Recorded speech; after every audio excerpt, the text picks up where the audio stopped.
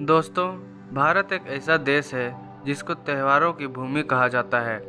हिंदू मान्यता के अनुसार भारत में कुल 33 करोड़ देवी देवता रहते हैं और इसी कारण हमेशा किसी न किसी त्योहारों का माहौल तो बना ही रहता है।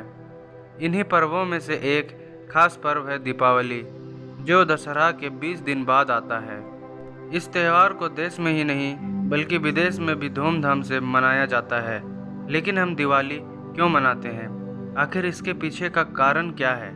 तो आइए आज हम आपको दीपावली से संबंधित 6 ऐसी कहानियाँ बताएंगे जिसके कारण हम यह पर्व मनाते हैं। यह कहानी हम सभी भारतीयों को पता है कि हम दीपावली श्री राम जी के वनवास से लौटने की खुशी में मनाते हैं।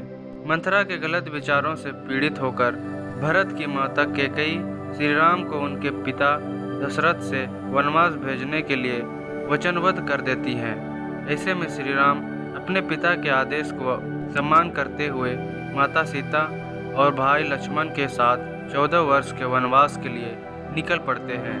वहीं वन में रावण माता सीता का छल से अपहरण कर लेता है।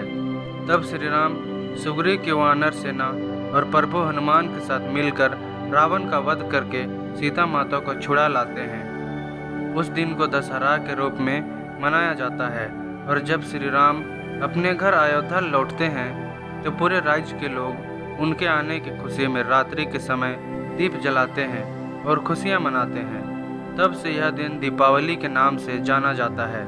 दोस्तों, आप सभी ने महाभारत की कहानी तो सुनी ही होगी। कौरवों ने शकुनी मामा के चाल की मदद से शतरंज के खेल में पांडवों का सब कुछ छीन लिया था।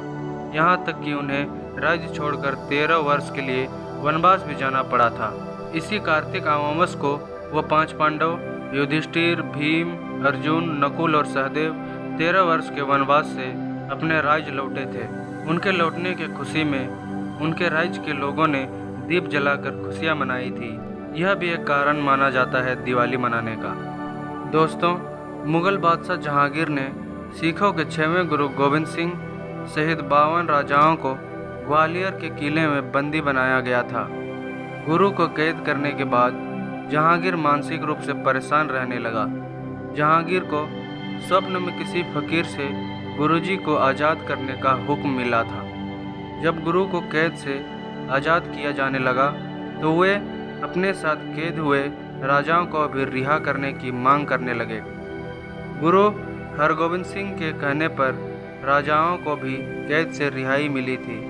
इसलिए इस त्यौहार को सिख समुदाय के लोग भी मनाते हैं। इसी दिन प्रभु श्री कृष्ण ने नरकासुर राक्षस का वध किया था।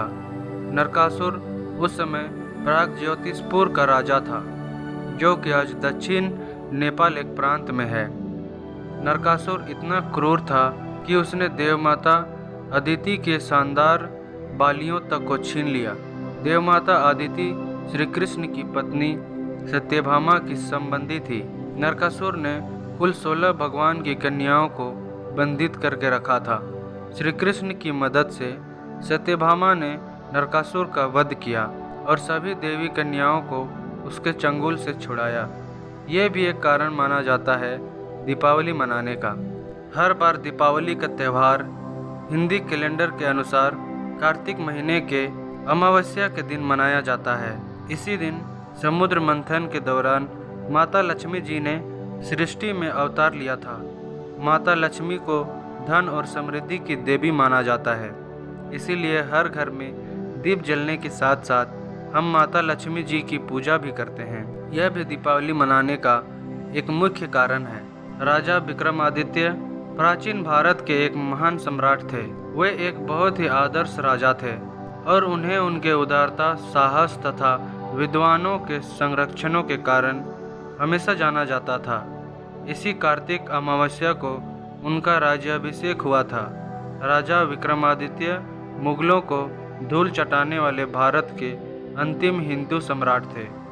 इनके वजह पर भी कहीं कहीं दीपावली मनाते हैं। तो ये थी आज की कहानी, दीपावली क्यों मनाते हैं। ये अब तो आप जान ही गए होंगे। कहानी कैसी लगी आपको हमें कमेंट बॉक्स में कमेंट करके ज़रूर बताना और प्लीज़ वीडियो को लाइक ज़रूर कर देना। मिलते हैं नेक्स्ट वीडियो में।